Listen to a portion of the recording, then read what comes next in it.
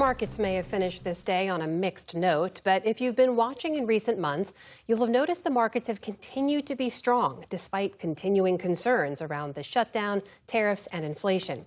In fact, the broadest index, the S&P 500, and the tech-heavy NASDAQ have set records more than 30 times this year.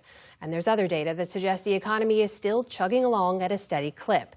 But that is only part of what's happening. As our economics correspondent Paul Salman reports, for the vast majority of Americans, this economy is landing very differently right now. This is Meta Ray-Ban display. You don't have to look far to get a clear view of those at the tippy top of the economy. The first AI glasses with a high-resolution display. Mark Zuckerberg's Meta paying $250 million to recruit an artificial intelligence researcher. A proposed $1 trillion compensation package for Tesla CEO Elon Musk. Former Google head Eric Schmidt's purchase of a 123-room, $110 million LA mansion to host events. But well below the hyper-rich, millions of other Americans are also prospering. As evidence, 56% of luxury consumers, according to Saks Global, plan to spend the same or more this season compared to last, up substantially from just last spring. Luxury travel continues to hold very strong. Misty Bellis of luxury travel network Virtuoso sees the same. When we look at our fall bookings for this year, we are up 38% year over year. If I wanted to go buy a Rolls Royce, I could do it right now and pay cash. Paul McGarvey and his wife aren't big travelers, but comfortably retired, they are insulated. I do a net worth survey on the Fidelity website every week, and it just does nothing but go up. All right, my net worth keeps going up. John, a retired engineer, is also pretty comfortable. I own my own house. I own a couple of cars. I have everything that I really want. Problem is, even when you include these upper middle income Americans among the prosperous, that still leaves a full 80% who are feeling squeezed, like geologist Timothy Runkle. It doesn't really matter what I'm doing in my career or what other jobs that I'm pursuing. It just doesn't keep up with what the necessities of life are right now. Donna is in sales. I haven't taken a vacation in over almost 2.5 years. Joseph Williamson, a city planner in Collinsville, Illinois, proud home of the world's largest ketchup bottle. Honestly, right now, as we speak, $200 to my name, maybe. Fiore Berhana, assistant professor. I have student loans and medical debt. Emily Zorena is a librarian. I'm finding myself needing to use like the buy now, pay later things for bigger purchases, such as like car repairs. One way to depict the increasing split between the top 20% and the rest of Americans, says economist M.Zandi, the letter K. The folks at the top part of the income and wealth distribution are doing fabulously well. And of course, folks at the bottom part of the K, lower middle income households, they're struggling. Heather Long wrote about the K-shaped economy in the Washington Post. This economy right now is being driven by spending from the top 20% of Americans. So that dividing line is roughly $175,000. Families that earn above that mark, they're living la vida loca. They're out there, they're spending on birthday parties and lavish weddings and big trips abroad and growing their spending month after month. And the rest of America, the bottom 80%, they're cautious right now. Their incomes haven't kept pace with inflation. They're encumbered with debt. They don't have any assets. Assets to benefit from. The stock market is booming. We have record valuations. All of that accrues to the folks with big stock portfolios, and that's in the top 10, 20% of the distribution. They own their own home. They own bonds. They own crypto. They own lots of stuff. Of course, American wealth inequality is hardly new. Point is, it's getting worse.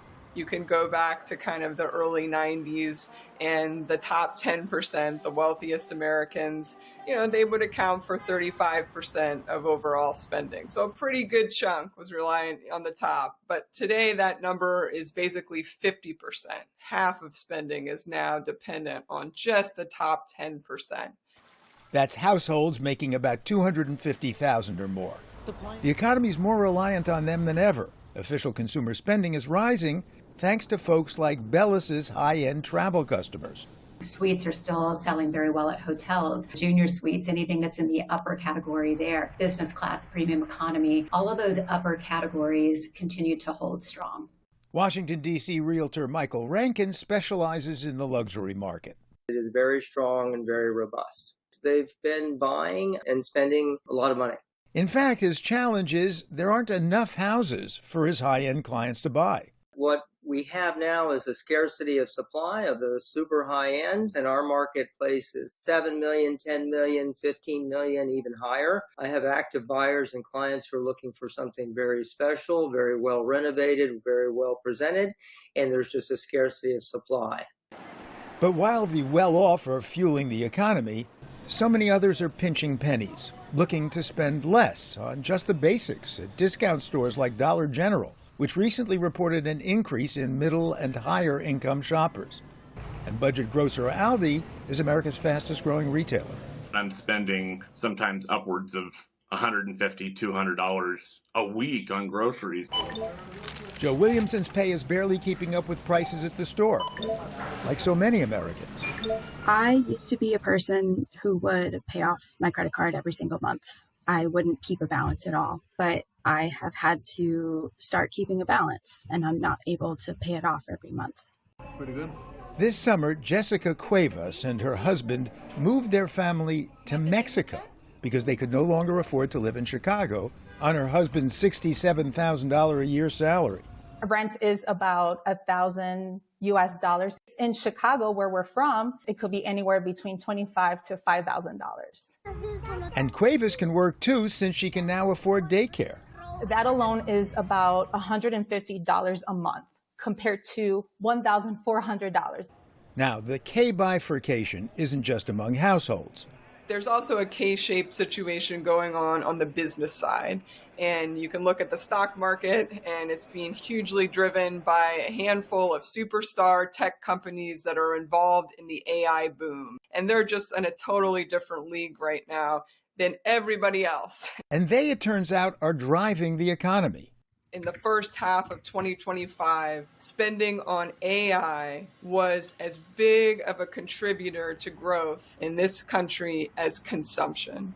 There's a lot of risk to an economy that is so heavily reliant on this AI boom and the rich, and there could be some pullback. If your chair has fewer and fewer legs to stand on, it's a lot easier to knock that over. Meanwhile, the AI boom means more data centers devouring more energy, driving up electricity prices for the already strapped 80%.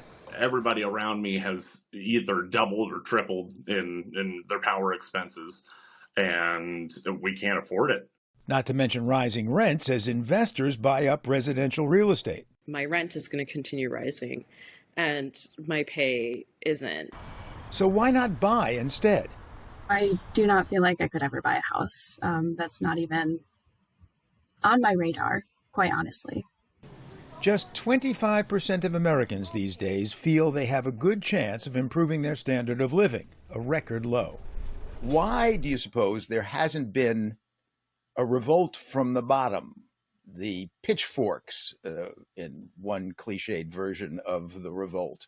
There's clearly a lot of skewing of the income and wealth distribution, but times historically when you've seen, as you say, the pitchforks coming out, the skewing is much more pronounced. We're not living in Paris, France, circa late 1700s, for example.